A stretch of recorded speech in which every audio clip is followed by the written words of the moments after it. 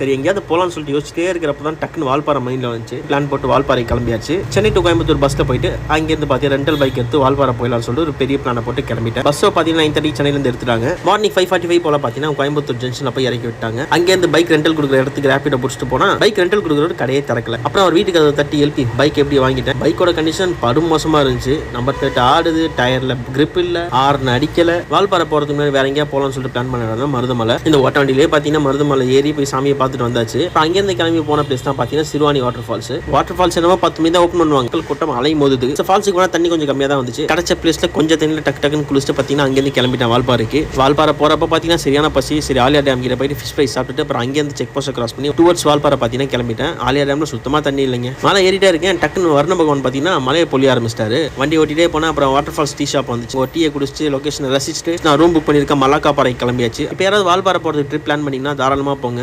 climate